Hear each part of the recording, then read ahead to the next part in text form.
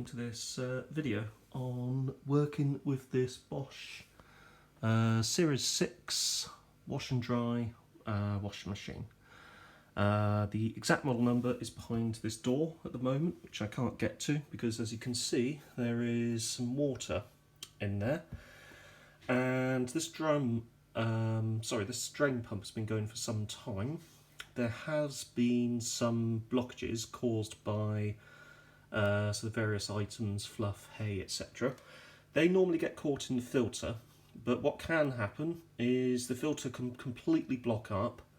The pump will run for ages and ages, and at that point, when it starts to get hot, it obviously starts to, I think the actual electrical windings on the pump start to break down. So the pump is no longer as strong as it used to be. Now what's been happening recently is there's been blockages from the drum to pump concertina pipe, and I've already unblocked it once, but I'm just wondering if it's blocked again because that's draining very slowly. Even with a pump that's on its way out, it will still drain to a certain degree. So I've had a lot of fun draining this machine in the past, involving a lot of water going everywhere. Now you will need a lot of towels, but I'm going to try and do this in such a way that I try and keep things as dry as possible. So I've got this hand pump here, including the pipe that comes with it. So this you would normally get on, say, Amazon or somewhere else for under £10. I don't know if the price has gone up recently. But basically it's a siphon pump, and it will pump different fluids, oil, petrol, water, whatever sort of liquid you want to put into it that's not too corrosive on the seals. It will actually pump it out for you. So what I'm going to try to do is, using this emergency drain hose, try and fit this into the emergency drain hose or on the emergency drain hose, and then pump the contents of the drum into this bucket.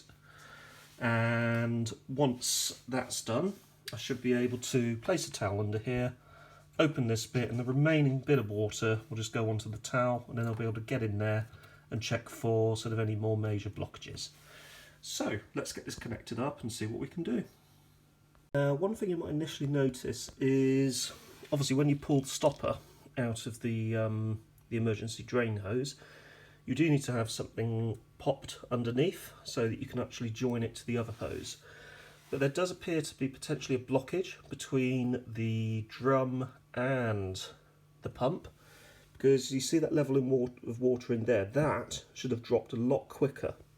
Because as soon as you open this, you've obviously got the pressure of that water pressing down, and that should be flooding out. What has probably actually happened is there's a blockage in the concertina section, probably between the pump and the drum itself.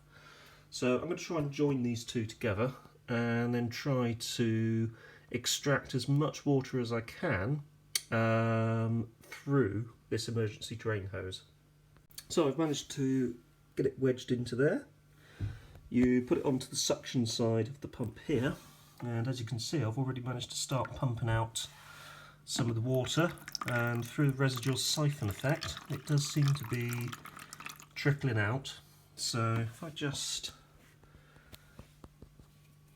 So I don't have my tripod with me, so you will actually see this in real time. There you go. So if I pump it,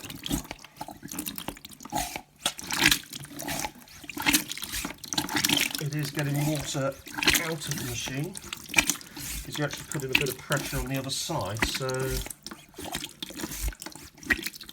you are working past the blockage to a certain extent. It's not just relying on gravity, it's also relying on something sucking past it as well. But we now seem to be at this point where the water level has stopped dropping, so it is very likely we've gone past the point where that blockage actually was. So we're going to have to try and drain this. Yeah, that is beyond the point there. So we're going to have to try and drain this in a slightly different way. And the way we're going to do that, if I just turn the machine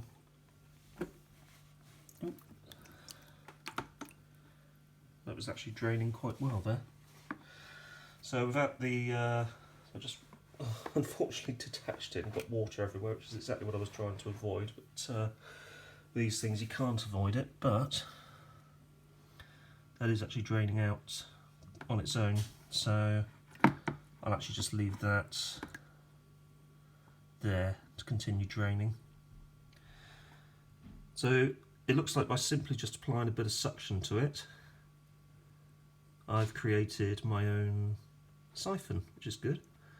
So we'll just leave that there, let that continue to drain. Now thankfully there's not half as much water here as there was the last time I was doing this, so that's something. And if I just put it on to there,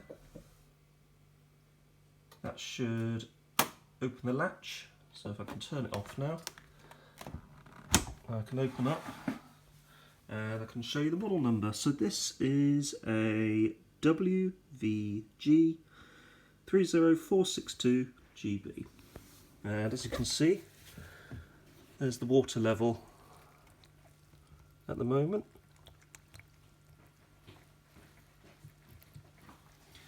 And we've still got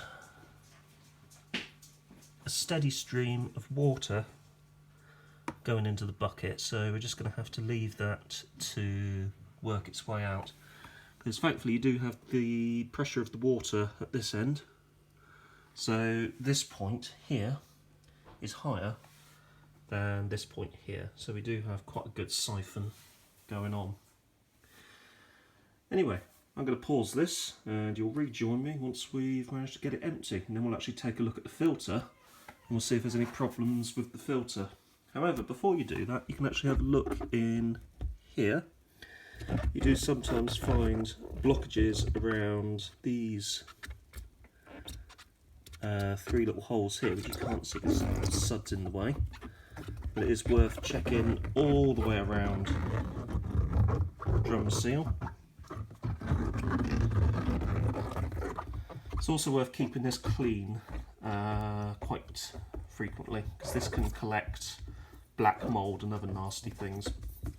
I tend to use a dishwasher tablet or two dishwasher tablets in the machine with some soda crystals, and then I put it onto, there's actually a mode on here for drum clean, and I run that on a 90-degree wash, and the very act of doing that actually gets rid of a lot of the sort of scurf and soap scum build-up that you tend to get in here. That water level is, I think it's still dropping. Yep, we've still got a very slow trickle.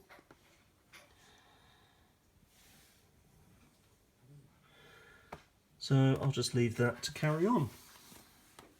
One thing you'll find as the water gets lower is obviously the siphon effect won't work into the bucket because it's too high.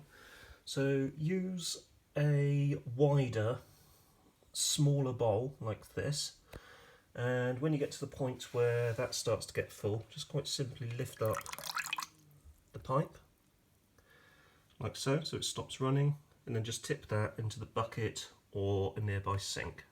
So I'm just going to let that fill up, and what I'll need to do is I'll need to go to lower and lower bowls as I actually do this. But what I'm trying to avoid is a kitchen flood, which is just painful and annoying to clean up. It would be even more annoying if I had carpet, but thankfully we've got tiles here, so it's not too bad, and they're proper ceramic tiles as well, not laminate. Even the waterproof laminate will eventually get soaked with water and start to break apart. Anyway, I'm going to stop the video and decant that into the bucket. So I've moved to an even lower bowl now, and what I've been doing is using the hand pump to create a siphon, and that actually extracts just a little bit more water each time. So if I pop this onto here, and if I just try and create siphon, take that off quickly. And there you go. A little bit more water comes out each time. This will be preferable to having water going absolutely everywhere. But the one thing that we now know is that we're below the level of probably the bottom of the drum. So the bottom of the drum is around here or so, and you've got the sump coming there down to the pump, which is there. This spurs off of that pipe near the top of the actual pipe itself, so that means we've still got the water in the pump housing and the rest of that pipe.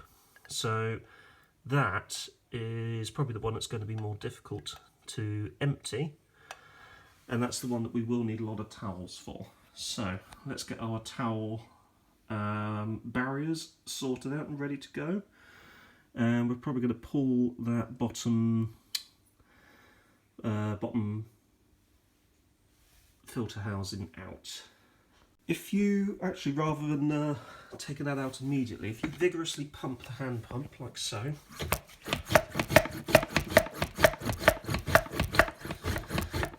excuse the shakiness, that you can hear it basically sucking on, quite literally sucking on air at the moment. So it looks like we've got to the bottom point of that pump. So let's pop this in front.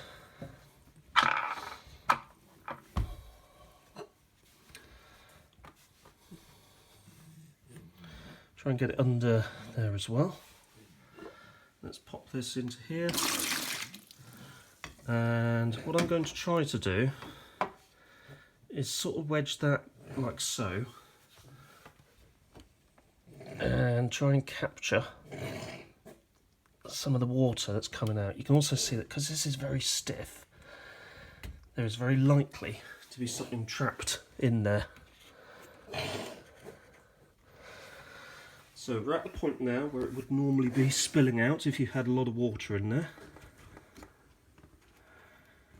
Now you just got a little trickle like so. So we'll let that fill up the bowl and stop.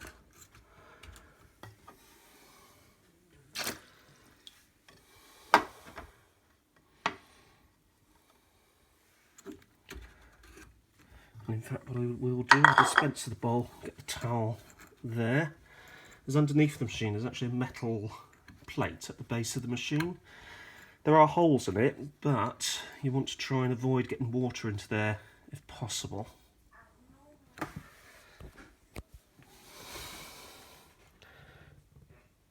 Now, the risk that you run is if you've got a blockage from this hose into there, it'll be poking against this and actually stopping this from rotating at all. So I'll just let the towel absorb that as it comes out. And I will just grab these, which is a very bad way to do it, but it does allow you to get past. If there was any kind of blockage up inside there, that would be very hard to twist. And there you go, that looks like the extent of my blockage. So that seems to be the leftover hay that was in the machine the other day. And as you can see, if we look in there,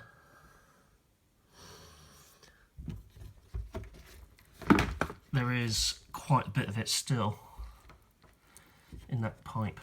In fact, there you go. So I'm going to try and get this clear. So the pipe up here, first pipe you come to is from the drum into the pump housing. The second pipe, which is beyond the pump, in fact, yeah, there you go, it's right at the back in line with the pump impeller. That goes to the external drain hose. Now, because you do have this in the way, you tend to catch all of the debris. Sorry, that's out of shot. You tend to catch all of the debris before it actually gets to that impeller, which is good. But it does mean that you can get quite a lot of blockages happening in this part, but thankfully it looks like we've actually got the worst of it out. So let's pop this back in.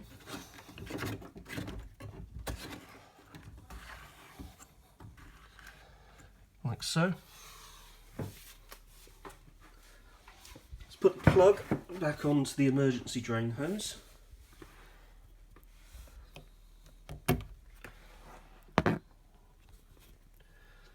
There we go, so there's the plug, goes back into the end. There we are, and then that just slots into there. So let's put those into there so they can go into the bin.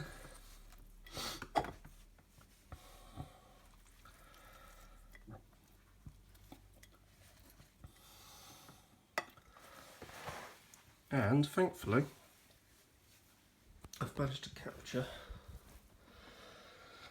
the majority of the water, not only in the bucket, but also on that towel as well. So the first thing we're going to do is to run this on a rinse program.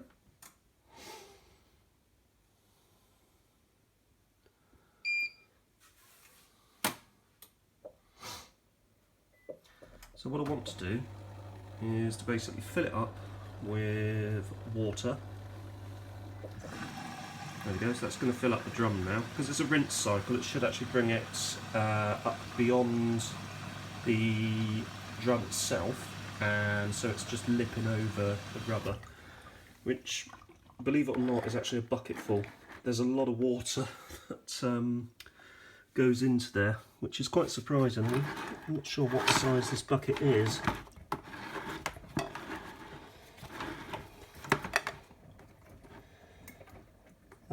No, it doesn't tell me. It says it's a black plastic bucket. So we'll just let this fill up, so that's doing a bit more filling now.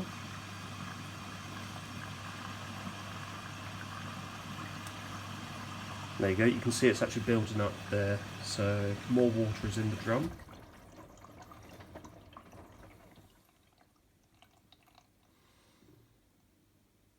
This is one thing that you do need to be wary of. If you have cleared a blockage in the machine, don't be surprised if the remnants of that blockage, which are probably sort of all strewn around the drum itself, don't be surprised if they start to make their way into the drain filter itself. So you might want to keep an eye on it for, I'd say, every day after you've done the blockage for at least a week. Get that pump housing out, as in this. So get the filter housing out, make sure that it's clear, make sure that the pipe going up there is clear of any blockages. So you can see what actually blocked it. It's a combination of fluff and hay, which has come from the guinea pig bedding. That's another little tip. If you do have guinea pigs and you're washing their bedding in the washing machine, make sure you shake it out. If you think you've shaken it out enough, shake it out some more, because you haven't shaken it out enough. So we're now at the level that I want to get to, and we're also rinsing this washing as well, so we're doing 2 jobs at once.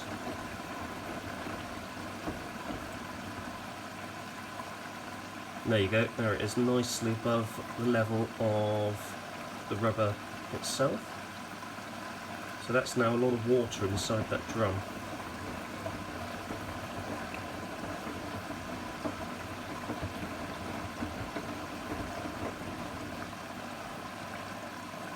There you go, so you've got a nice full drum there. That'll probably stop about there. There you go. Now what we'll do is we'll turn it off. We'll go to spin and drain.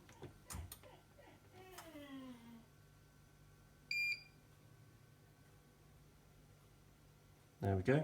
And hear that from the sink. You hear the pipe gurgling as it fills up with water. And what you'll see, the pump is a bit tired, but the water has dropped substantially. And you want to hear nice water noises in the pump, and also